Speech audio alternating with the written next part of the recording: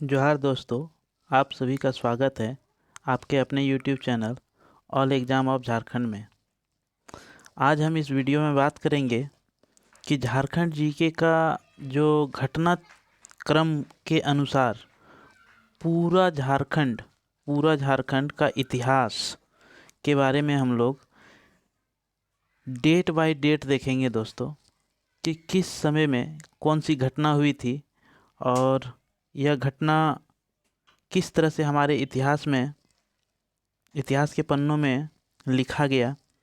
ये पूरा हम बात करेंगे दोस्तों, और देखेंगे कि जब से हमारा इतिहास का शुरुआत होता है दोस्तों, तब से लेकर के अभी तक जो झारखंड का निर्माण हुआ, तो इसके पीछे का क्या इतिहास रहा दोस्तों, इस वीडियो में हम बात करेंगे। और इस वीडियो में जो भी नए दोस्त हैं वह चैनल को सब्सक्राइब कर लें, ताकि आपको झारखंड जीके का जो तैयारी है दोस्तों, वह यूट्यूब पे आपको हम फ्री ऑफ कॉस्ट करा रहे हैं। और इस बार 2023 का मौका अपने हाथ से जाने मत दें दोस्तों, क्योंकि ये 2023 में आपको सिलेक्शन लेना है, तो इसके लिए आपको पुरजोर तैयारी करना होगा और जी तोड़ मेहनत करना होगा दोस्तों। तो हम आपको जितने भी कंटेंट दे रहे हैं, आप इन सभी कंटेंट को अगर ध्यान से पढ़ते हैं तो इस बार आपका सिलेक्शन होने से कोई नहीं रोक पाएगा दोस्तों। और YouTube में ये पहली बार इस तरह का आपको क्लासेस दिया जा रहा है दोस्तों, और ये हम गारंटी लेते हैं कि आप जब इस क्लास को देखेंगे, इस वीडियो को देखेंगे, तो आपको साथ ही साथ लगभग पूरा झारखंड का जो इतिहास है उसका संक्षिप्त वर्णन आपको समझ में आ जाएगा दोस्तों। और जब भी आप झारखंड से संबंधित कोई भी टॉपिक को उठा के जब पढ़ेंगे, तो आपको कोई भी टॉपिक उठा के पढ़ने में यहाँ से आपको काफ़ी ज़्यादा मदद मिल जाएगा दोस्तों। तो हम लोग चलिए वीडियो शुरू करते हैं, और आप लोग एक लाइक कर दें दोस्तों, तब तक हम वीडियो शुरू कर रहे हैं।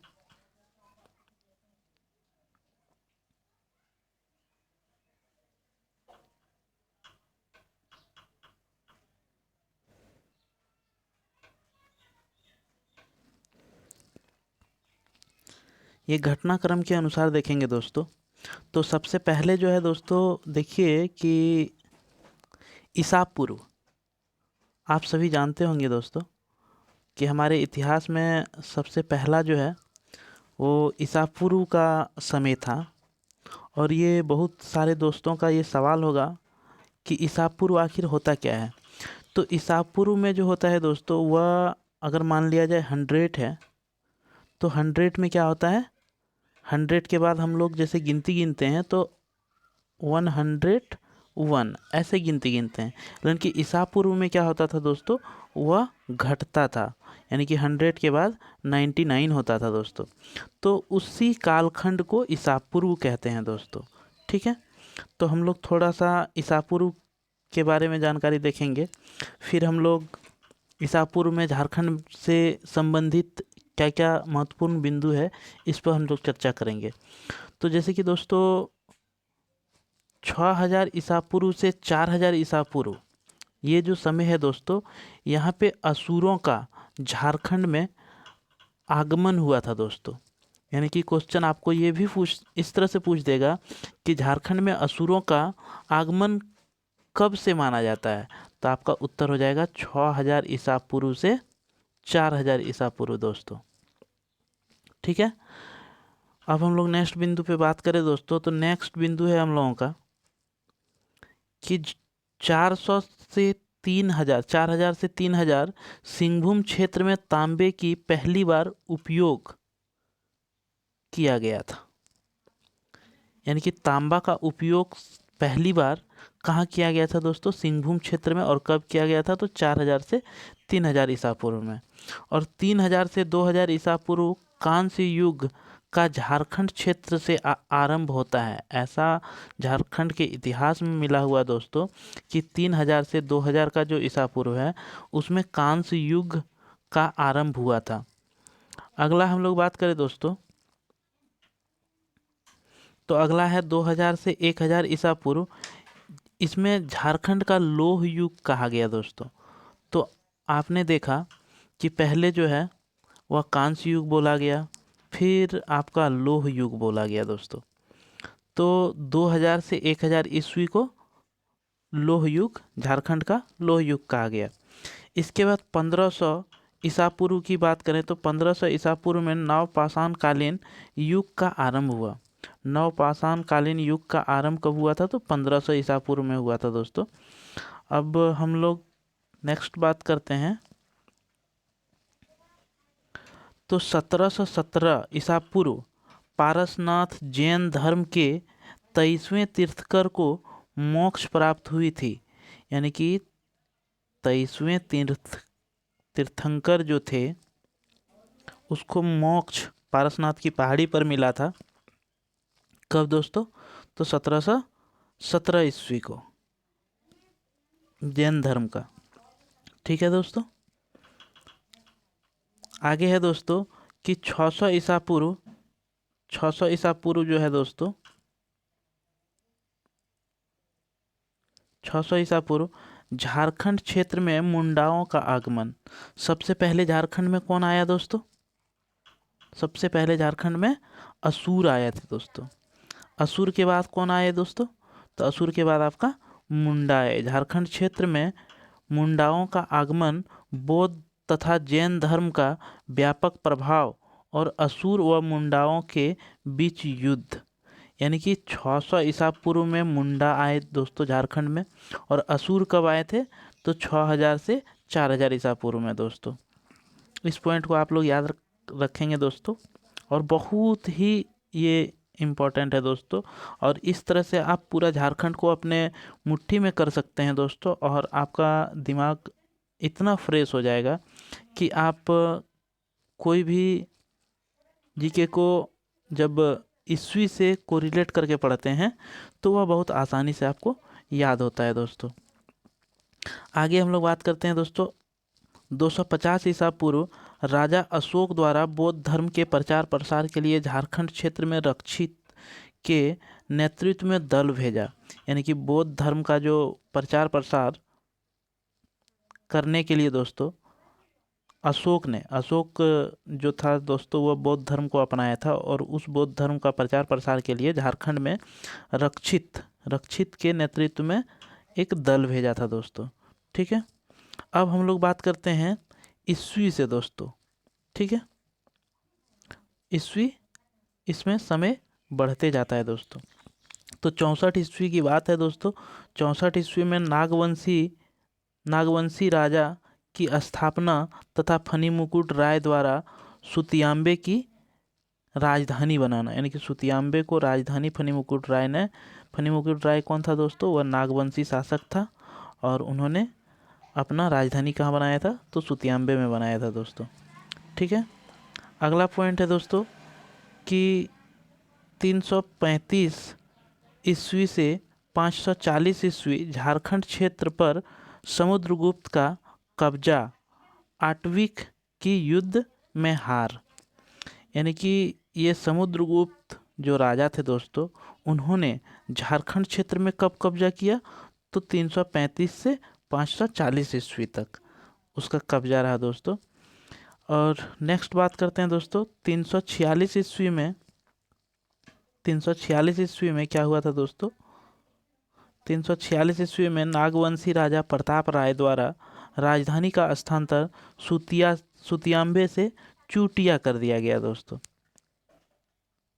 देखिए, पहले फनी मुकुट राय ने सुतियाम्बे राजधानी बनाया दोस्तों। इसके बाद नागवंशी का ही राजा प्रताप राय आए, और उन्होंने उसकी राजधानी सुतियाम्बे से लेकर के चूटिया कर दिया दोस्तों। ठीक है, ये कब हुआ था? तो 346 में दोस्तों। और 335 64 ईस्वी में नागवंशी फनी मुकुट राय ने स्थापना किया था राज का। अगला हम लोग बात करते हैं दोस्तों, अगला जो पॉइंट है दोस्तों वह 602 से 25 ईस्वी में गोंड शासक शशांक का झारखंड क्षेत्र पर कब्जा। यानी कि गोंड शासक जो हुआ हुआ करते थे दोस्तों, शशांक। गोंड शासक कौन हुआ करते थे? शशांक। उन्होंने झारखंड क्षेत्र में, शशांक ने, आपको क्वेश्चन ऐसा पूछेगा कि शशांक ने झारखंड क्षेत्र पर कब्जा कब किया, तो 602 ईस्वी से 625 ईस्वी तक। अगला पॉइंट है दोस्तों 606 से 647। 647 चीनी यात्री दोस्तों, चीनी यात्री हैंगसोंग राजा हर्षवर्धन की प्रथम मुलाकात का जंगल यानी कि राजमहल में झारखंड के राजमहल क्षेत्र तक हर्षवर्धन का साम्राज्य। यानी कि जो चीनी यात्री हैंगसोंग थे दोस्तों, उन्होंने क्या किया था दोस्तों? तो उन्होंने प्रथम मुलाकात राजमहल में, राजमहल जो अभी कहाँ आपका पड़ता है दोस्तों? तो साहिबगंज जिला में पड़ता है। ठीक है। अगला पॉइंट है दोस्तों कि 8वीं शताब्दी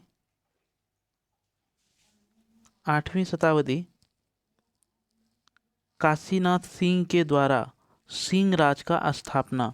अब देखिए झारखंड में ये दूसरा राजवंश स्थापित होता है दोस्तों। पहला आपका नागवंश था।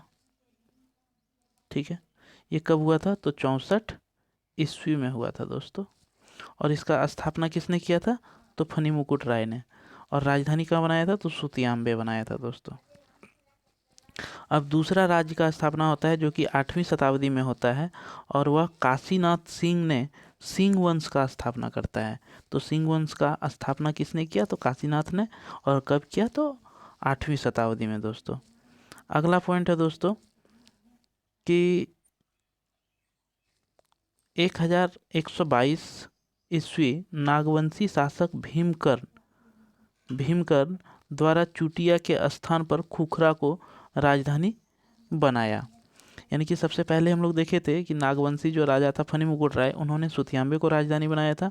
और प्रताप राय ने क्या किया था दोस्तों? प्रताप राय ने राजधानी सुतियाम्बे से चुटिया बना दिया था।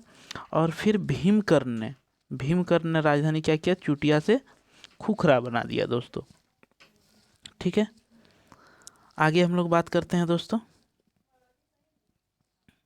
तो आगे है दोस्तों कि 1204 ईस्वी से 5 तक कुतुबुद्दीन के सेनापति बख्तियार खिलजी का बंगाल अभियान झारखंड क्षेत्र के रास्ते। यानी कि ये बंगाल अभियान में जब कुतुबुद्दीन ऐबक का जो सेनापति बख्तियार खिलजी था दोस्तों, और वह बख्तियार खिलजी जब बंगाल क्षेत्र की ओर आगे बढ़ रहा था, तो उस समय झारखंड होते हुए ही वह बंगाल की ओर गया था दोस्तों। और उन्होंने पलामू में जो वंश चल रहा था दोस्तों, उस पर आक्रमण किया था और उसे हराकर वह आगे क्षेत्र में निकल गए थे दोस्तों। ठीक है दोस्तों। आगे हम लोग बात करते हैं तो 1205 सिंहभूम में सिंह राज की दूसरी शाखा की स्थापना दर्पण नारायण सिंह की अगुवाई में हुई। पहला जो किया था वो किसने किया था? काशीनाथ ने किया था। ठीक है दोस्तों।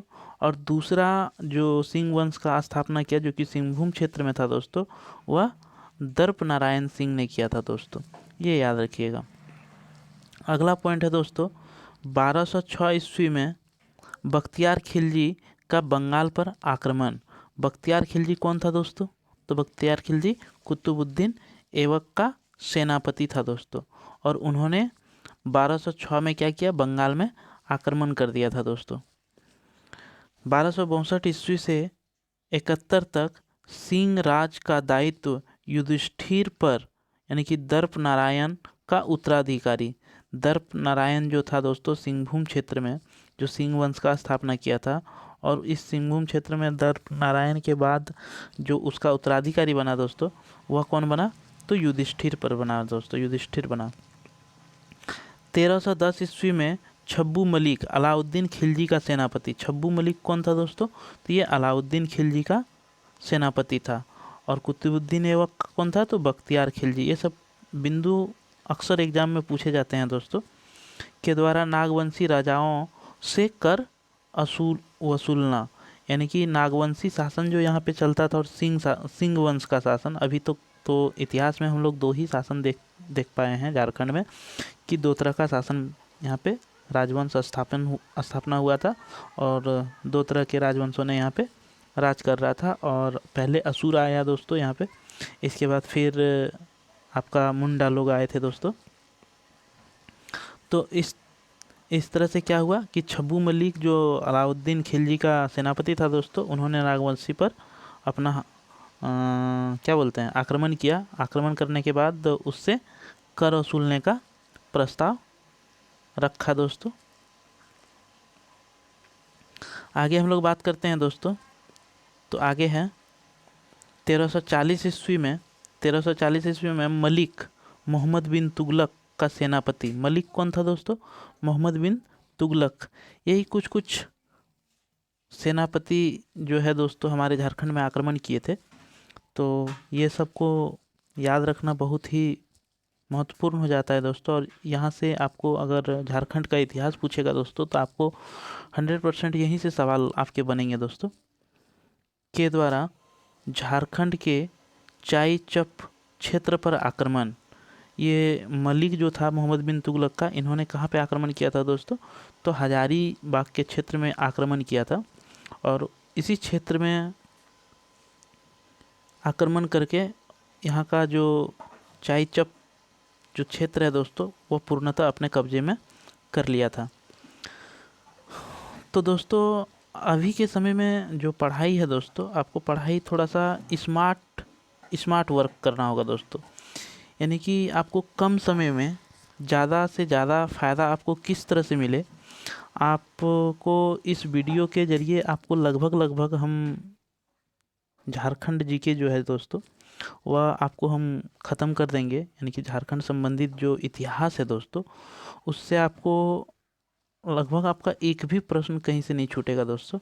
इसी को बोलते हैं स्मार्ट तरीके से पढ़ना दोस्तों। और ये स्मार्ट तरीके का क्लास आप लोगों के साथ हम लेके आए हैं। चलिए दोस्तों आगे बात करते हैं। 1360 ईस्वी में तुर्की का झारखंड क्षेत्र में प्रवेश, उनके बिहार अभियान का आरंभ। यानी कि तुर्क से जो लोग आए थे, तुर्की लोग दोस्तों, वह तुर्की जो है तुर्की लोग झारखंड में कब प्रवेश किए थे? तो 1360 ईस्वी में। बताइए दोस्तों कितना इम्पोर्टेंट ये क्वेश्चन है कि तुर्की झारखंड में कब प्रवेश किया था? तो 1360 ईस्वी में। आपके एग्जाम में इसी तरह के प्रश्न बनेंगे दोस्तों। 1368 ईस्वी में बागदेव सिंह या सिंहदेव का कर्णपुर राजधानी सिस्ता की स्थापना।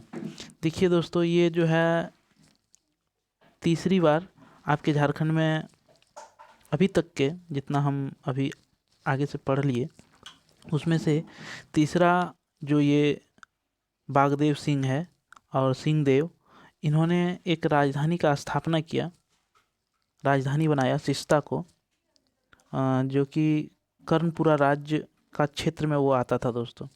इसके बाद 1500 ईस्वी में चेरो राजा की स्थापना और रक्सेलों की पराजय।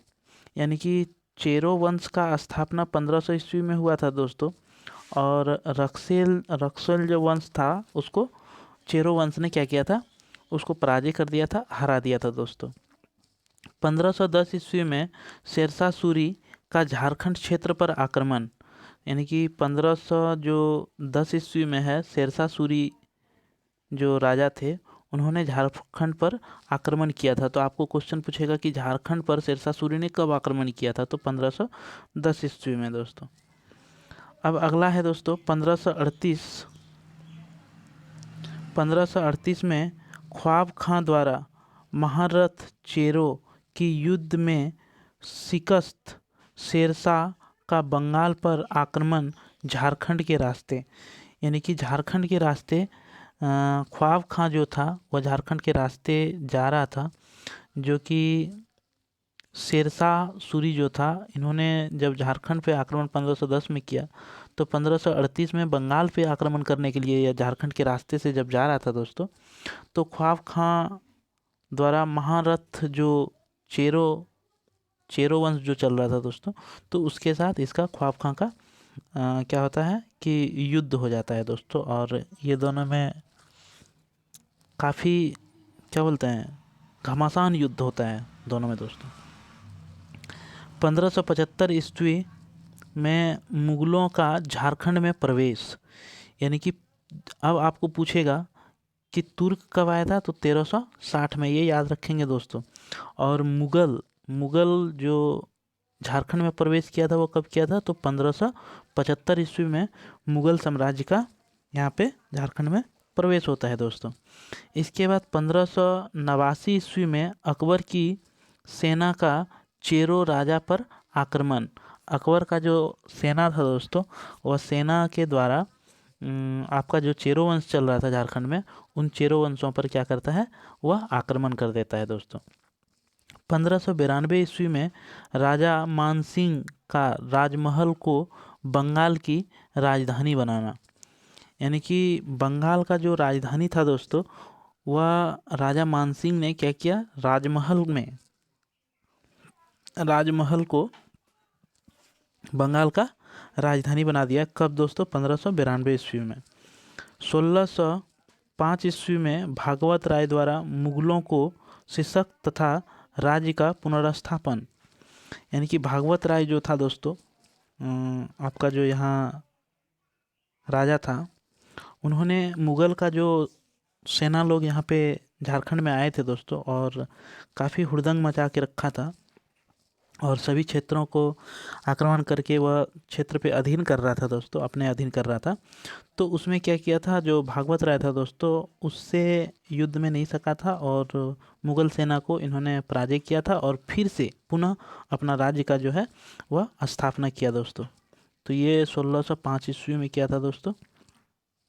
आगे हम बात करें दोस्तों, तो आगे है 1615 में बिहार के सूबेदार इब्राहिम खां द्वारा दुर्जन साल पराजित और सत्ता पुनर्स्थापित। बिहार के जो सूबेदार थे दोस्तों, बिहार का सूबेदार कौन थे, इब्राहिम खां, किसका था, मुगल का दोस्तों। इब्राहिम खां मुगल का जो सूबेदार हुआ करते थे दोस्तों। तो इब्राहिम खां द्वारा दुर्जन साल को क्या किया, इसको फिर से दुर्जन साल जो है, सॉरी दोस्तों, इब्राहिम खां झारखंड में फिर से आया मुगल का एक सेनापति बन के, और इन्होंने दुर्जन साल पर आक्रमण किया दोस्तों, और दुर्जन साल को क्या किया, पराजित कर लिया, और सत्ता जो है अपना फिर से वह स्थापित कर दिया दोस्तों।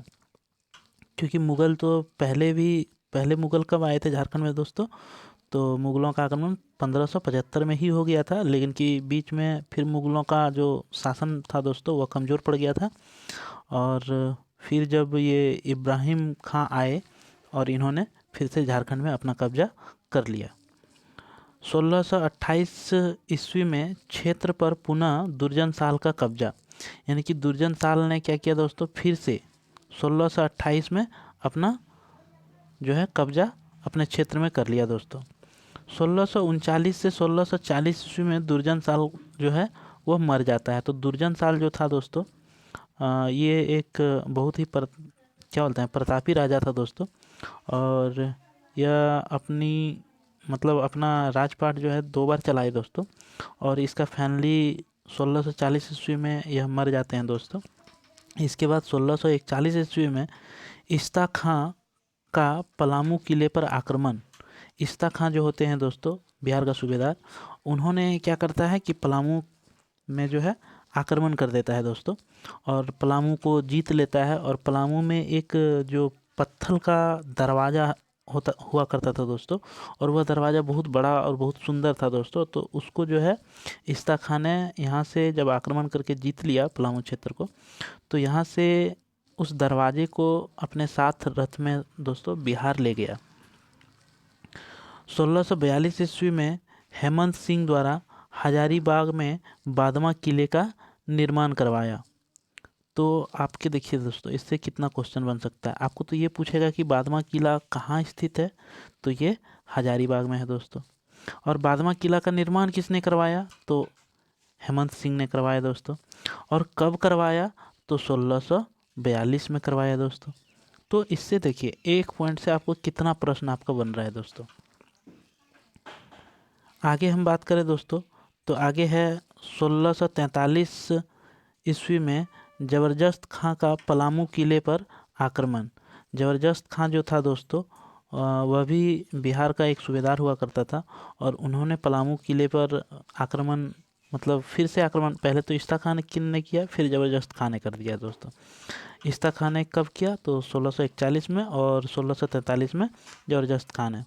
1644 ईस्वी में पलामू के राजा नरेश प्रताप के बीच सुलह, यानी कि पलामू का जो राजा नरेश प्रताप था दोस्तों, और आपका जो क्या बोलते हैं इस ज़बरदस्त खां था, ये दोनों के बीच में क्या होता है, मैत्रीपूर्ण संबंध हो जाता है दोस्तों, और दोनों अपने आप में हाथ मिला लेते हैं, और दोनों मिलजुल के राज चलाने लगते हैं दोस्तों। अगला है दोस्तों 1645 ईस्वी में राजा रघुनाथ सिंह के काल में लक्ष्मी नारायण तिवारी द्वारा मदन मोहन मंदिर बोरिया रांची का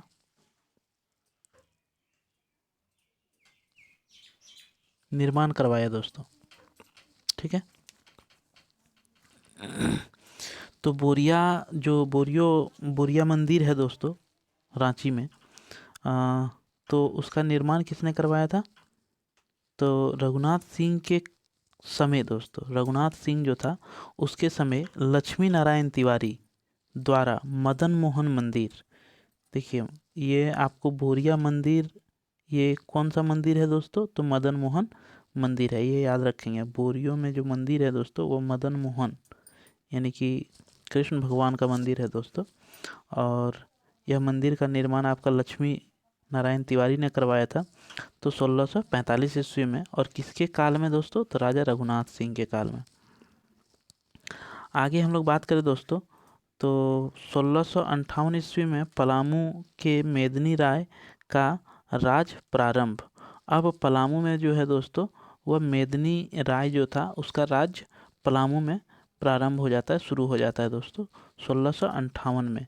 ये भी मेदिनी राय आपके झारखंड के दृष्टिकोण से बहुत इम्पोर्टेंट है दोस्तों, तो इसको भी याद रखेंगे। मेदिनी राय कब अपना राजवंश आरंभ किया था, तो 1658 ईस्वी में। और 1670 ईस्वी में दोस्तों, 1670 ईस्वी में रामगढ़ के किले का निर्माण बादाम से राजधानी बदलकर रामगढ़ को रखना, यानी कि बदमा जो था राजधानी दोस्तों, वहाँ से हटा के रामगढ़ को राजधानी बनाया था रामगढ़ राज्य का, तो यह 1670 ईस्वी में हुआ था दोस्तों। इसके बाद नेक्स्ट है दोस्तों कि 1685 ईस्वी में सीताराम मंदिर का निर्माण चूटिया रांची में करवाया था दोस्तों। 1685 में सीताराम मंदिर का निर्माण हुआ था, कहाँ हुआ था, तो चूटिया रांची में। अभी आपको इससे भी पूछेगा कि सीताराम मंदिर कहाँ है दोस्तों, तो यह चूटिया में है, जो कि रांची में पड़ता है दोस्तों। आगे है दोस्तों 1690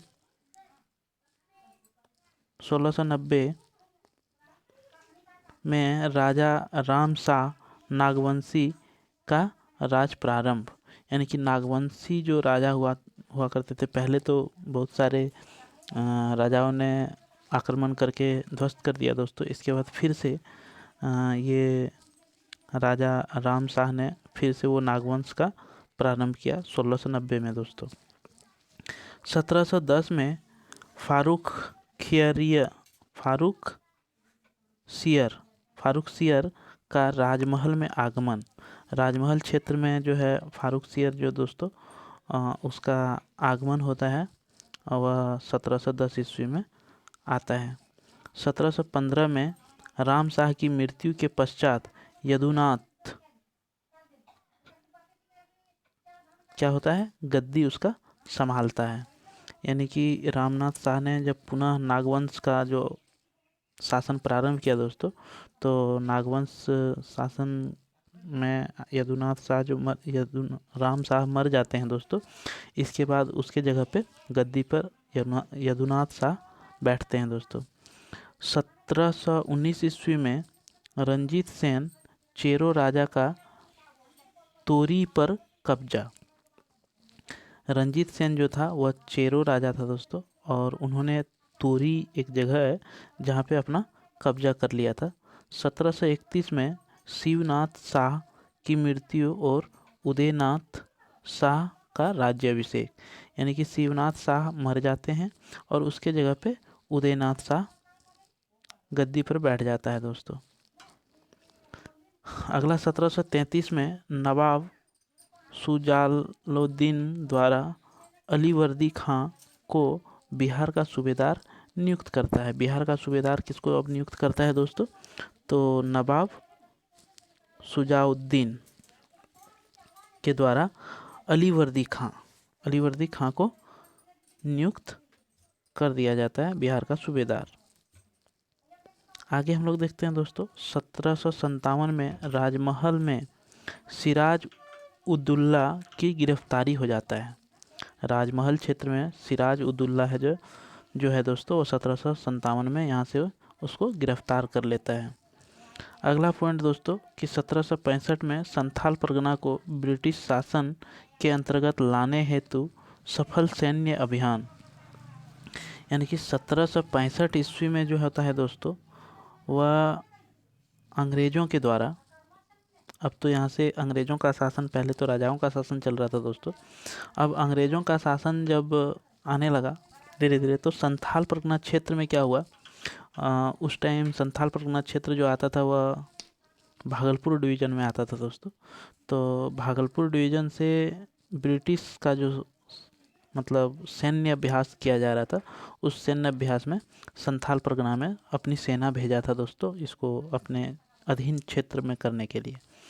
और 1767 ईस्वी में अंग्रेज़ों का सिंहभूम में प्रवेश, यानी कि अगर बात करें दोस्तों, अंग्रेज हमारे झारखंड में सबसे पहले कब आए थे, तो 1765 में ही संथाल परगना में आ गए थे। लेकिन कि वह आए थे दोस्तों केवल, और वह यहाँ पे अपना स्थापत्य नहीं कर पाए थे, तो इसलिए सबसे पहला ईस्वी जो माना जाएगा अंग्रेज़ों का आगमन, वह सिंहभूम में हुआ था दोस्तों। और यह अंग्रेज इस 1767 में सिंहभूम क्षेत्र में प्रवेश किया था। ये क्वेश्चन अब की जो जेपीएससी का एग्ज़ाम हुआ था दोस्तों, उसमें ये क्वेश्चन पूछा गया था। 1769 ईस्वी में चुआर विद्रोह का आरंभ होता है। चुआर विद्रोह जो होता है दोस्तों, वह 1769 ईस्वी में चुआर विद्रोह का प्रारंभ हो जाता है। 1771 ईस्वी में झारखंड क्षेत्र पूर्णतः ब्रिटिश शासन के अंतर्गत आ जाता है, यानी कि 67 में आया दोस्तों, और 4 साल बाद 1771 में अंग्रेज लोग आपके झारखंड को पूरी तरह से अपने कब्जे में ले लिया दोस्तों। इसके बाद 1772 में पहाड़िया विद्रोह आरंभ होता है, जो 72 से 82 तक आपका चलता है दोस्तों, पहाड़िया विद्रोह। इसके बाद गोपाल राय द्वारा पुराने पलामू किले का निर्माण, पलामू में जो किला था दोस्तों, और उस किला पे आक्रमण करके बताया कि दरवाज़ा ले गया था और उसको तोड़ उड़ दिया था, तो उसको ठीक ठाक करा के फिर से उन्होंने, गोपाल राय ने उस किला का निर्माण करवाया दोस्तों। अगला है दोस्तों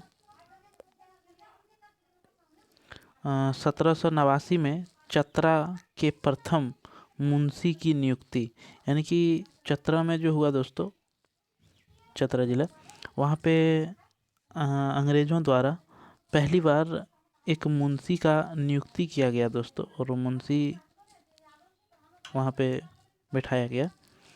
1780 में रामगढ़ में सेना छावनी का निर्माण। रामगढ़ जो है दोस्तों, रामगढ़ में अंग्रेज़ों ने अपनी सुरक्षा के लिए एक सेना का जो है कैंप बनाया दोस्तों, और उस कैंप में बहुत सारे सेनाओं को उन्होंने रखा, ताकि इस क्षेत्र पर, झारखंड जो क्षेत्र है, इस पर कंट्रोल किया जा सके। इसके लिए उन्होंने 1780 में एक छावनी का निर्माण किया दोस्तों। आज हम लोग 1800 ईस्वी तक देखते हैं कहाँ तक बात कर पाते हैं दोस्तों, फिर नेक्स्ट क्लास में हम ख़त्म कर देंगे इस वीडियो को दोस्तों। तो आप लोग जो पहला वीडियो देख रहे हैं वह नेक्स्ट वीडियो इसका देख लीजिएगा दोस्तों, आपको बहुत जल्दी आ जाएगा।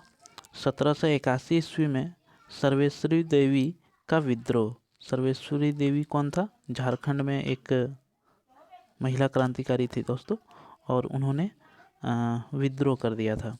इसके बाद 1785 ईस्वी में तिलका मांझी को फांसी जो है वह भागलपुर में दे दिया था दोस्तों। 1785 ईस्वी में तिलका मांझी को भागलपुर में फांसी दे दिया था। और तिलका मांझी ने क्या किया था दोस्तों? क्वींसलैंड जो अंग्रेज का अधिकारी था दोस्तों, उसे इन्होंने अपने तीर कमान से तीर मार के उसे घायल कर दिया था दोस्तों। 1795 से 1810 ईस्वी में तमाड़ विद्रोह हुआ था दोस्तों। तमाड़ विद्रोह कब हुआ था? ये सब विद्रोह के बारे में आपको डिटेल्स में हम पढ़ाएंगे दोस्तों, लेकिन कि फ़िलहाल अभी आपको हम सभी के बारे में बता रहे हैं, ताकि जब हम इस सब विद्रोह के बारे में पढ़ाएं तो आपको पूरी तरह समझ में आए दोस्तों। नेक्स्ट बात करें दोस्तों तो 1797 में बूंदी में मुंडाओं का विद्रोह। बूंदी जो क्षेत्र था दोस्तों, उस क्षेत्र में मुंडा का क्या होता है? 1797 में विद्रोह हो जाता है। 1798 में चुआर विद्रोह का आरंभ वीरभूम बंकुरा में। वीरभूम जो है अभी ये क्षेत्र आपका बंगाल में पड़ता है दोस्तों, और बंगाल के इस क्षेत्र में मतलब 1798 में चुआर विद्रोह बहुत भयानक रूप लिया था दोस्तों उस समय। इसके बाद 1798 से 99 में भूमिज विद्रोह या मानभूम के क्षेत्र में हुआ था दोस्तों। मानभूम के क्षेत्र में भूमिज विद्रोह, और वीरभूम के क्षेत्र में क्या हुआ था? चुआर विद्रोह दोस्तों। ये याद रखिएगा दोस्तों, दोनों का ईस्वी लगभग सेम है। 1800 ईस्वी में चेरो विद्रोह का आरंभ भूखन सिंह के नेतृत्व में पलामू में हुआ था दोस्तों। और 1800 ईस्वी में चेरो विद्रोह, जो चेरो शासक थे दोस्तों, उन्होंने विद्रोह कर दिया, और उसका जो प्रमुख नेता था भूखन सिंह था, और यह पलामू क्षेत्र से आते थे दोस्तों। 1800 से 1802 तमाड़ में मुंडा विद्रोह दुखन मांझी ने तमाड़ में जो है मुंडा विद्रोह किया था 1800 से 1802 में। 1805 में जंगल महल की स्थापना, जिसे बंगाल से छोटा नागपुर के पहाड़ियों तक के क्षेत्र को शामिल किया गया, यह 1833 में समाप्त हो गया।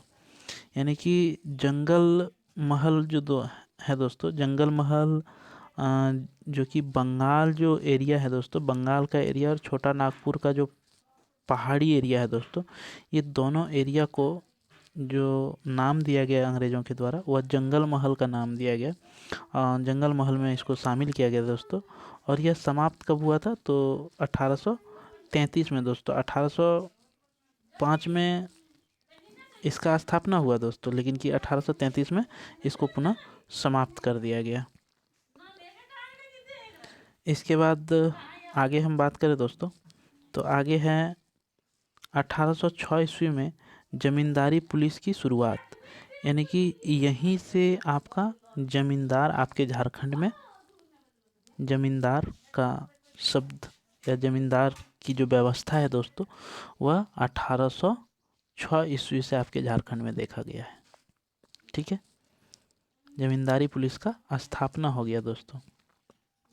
इसके बाद 1807 में दुखन मांझी के नेतृत्व में तमाड़ का मुंडा असंतोष, यानी कि मुंडा जो है पूर्णतः असंतोष, यानी कि उसमें भयानक आक्रोश भर गया था दोस्तों। और दुखन मांझी जो था इसका नेतृत्व कर रहा था तमाड़ विद्रोह का दोस्तों। और 1809 ईस्वी में जमींदारी पुलिस बल का गठन।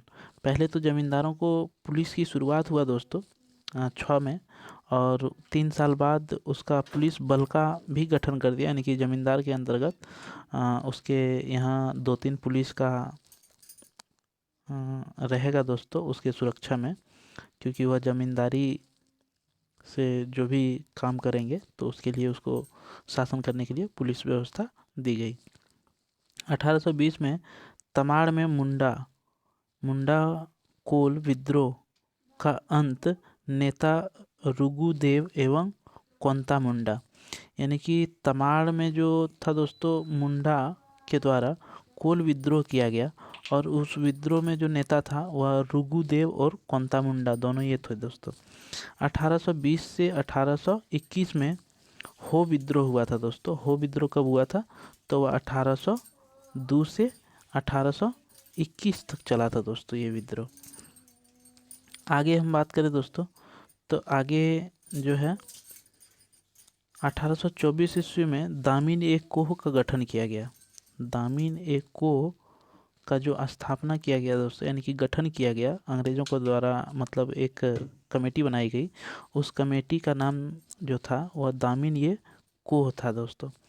1825 ईस्वी में 2 अतिरिक्त मुंसिफों की बहाली, जिसे लेस्लीगंज एवं लोहरदगा में स्थापित किया गया। ये लेस्लीगंज जो है दोस्तों इसमें, और लोहरदगा में, ये 2 जगहों में क्या किया, मुंसिफों को नियुक्त किया गया अंग्रेज़ों के द्वारा दोस्तों। और 1831 से 1832 में कोल विद्रोह होता है, और इस कोल विद्रोह में जो सिंदराय मानकी एवं बिदराय मानकी जो थे, यह इसका प्रमुख नेता थे कोल विद्रोह का दोस्तों।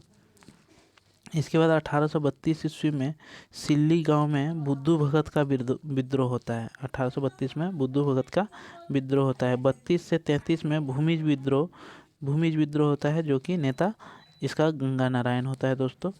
और 1832 से 33 ईस्वी में भागीरथ दुबई गोसाई और पटेल सिंह के नेतृत्व में खरवार विद्रोह होता है।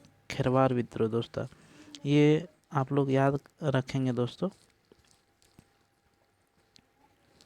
आगे हम बात करें दोस्तों, तो आगे है 1833 में साउथ वेस्ट फ्रंटियर एजेंसी का स्थापना 1833 में होता है। 1834 में गंगा नारायण सिंह के नेतृत्व में भूमिज विद्रोह हजारीबाग जिले में इसकी स्थापना की जाती है दोस्तों। गंगा नारायण के द्वारा जो भूमिज विद्रोह होता है उसका स्थापना हजारीबाग में किया जाता है दोस्तों।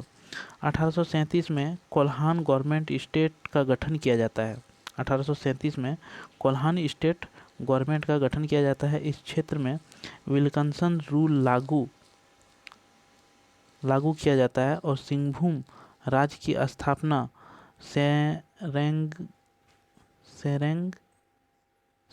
सेरेंगसिया घाटी की लड़ाई के बाद ये सारी चीज़ें जो होती है वो 1837 में होता है दोस्तों। 1845 में झारखंड क्षेत्र में क्रिश्चियन संप्रदाय का प्रवेश, यहाँ से आपका क्रिश्चियन अब झारखंड में आ जाता है दोस्तों। 1845 में आपका क्रिश्चियन का यहाँ पे प्रवेश हो जाता है दोस्तों, ठीक है।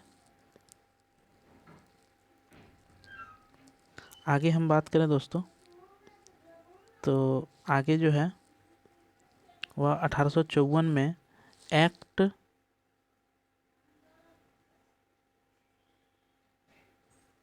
1854 द्वारा एजेंसी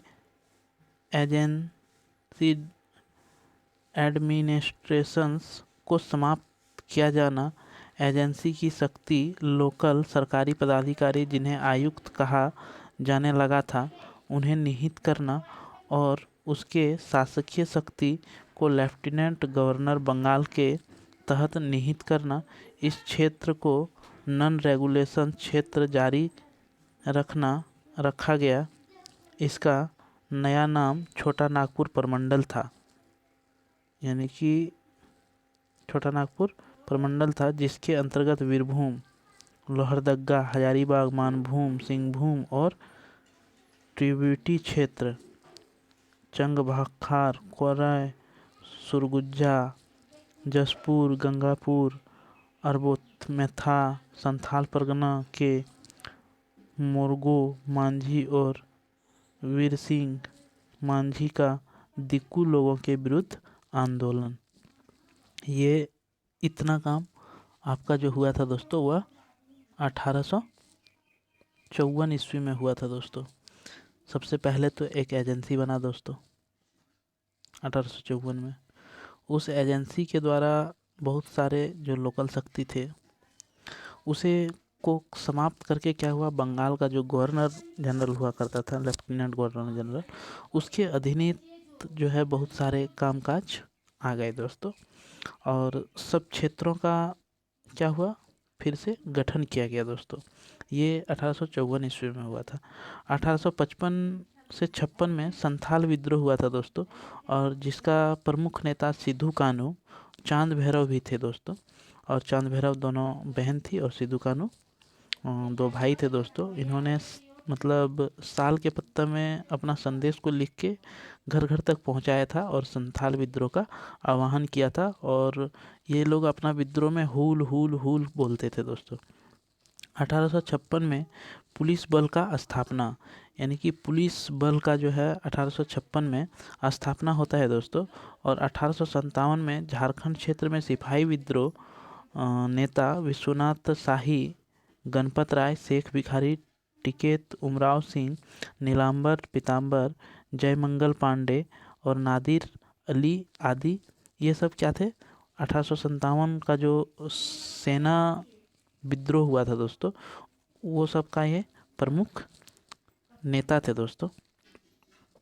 आगे हम बात करें दोस्तों तो 1858 सरकार द्वारा रिकॉर्ड ऑफ राइट्स बनाने का प्रयास, शेख भिखारी की गिरफ्तारी और 8 जनवरी को फांसी। शेख भिखारी को जो था दोस्तों, शेख भिखारी 1857 क्रांति का, उसको गिरफ्तार कर लिया गया और उसे 9 जनवरी को फांसी दे दिया गया 1858 में दोस्तों। और सरकार द्वारा रिकॉर्ड ऑफ राइट्स, यानी कि सरकार के जितने मतलब काम करने वाले वर्कर्स होते थे या जो भी सेना में थे, सभी का रिकॉर्ड्स रखना, पहले चूँकि जब उन्होंने 1856 में पुलिस बल का स्थापना किया तो वैसे ही उसको ले लेता था दोस्तों, उसका रिकॉर्ड नहीं रखता था। अब जो है रिकॉर्ड रखना शुरू कर दिया। आज का हम लोग नेक्स्ट, और आज का ये अंतिम होगा दोस्तों, अंतिम बिंदु। हम नेक्स्ट क्लास में आपको पुनः इसका 2000, अभी तो 1859 ईस्वी तक आए हैं, हम लोगों को पूरा 2000 ईस्वी तक पहुंचना है दोस्तों, और 2000 ईस्वी तक पहुंचेंगे। तो 1859 में छोटा नागपुर प्रमंडल में खरीद बिक्री कानून और छोटा नागपुर काश्तकारी अधिनियम ये लागू हो जाता है दोस्तों। तो आशा करते हैं दोस्तों ये वीडियो आप लोगों को पसंद आया होगा, और आप इस वीडियो को अगर पसंद आया है तो लाइक करें और शेयर करें अपने दोस्तों को, ताकि आपके दोस्त भी इस वीडियो से अपनी तैयारी को और मजबूत कर सके दोस्तों। तो आज के लिए इतना ही, अगले वीडियो में आपके साथ फिर मिलेंगे, तब तक के लिए सभी को जोहार, धन्यवाद।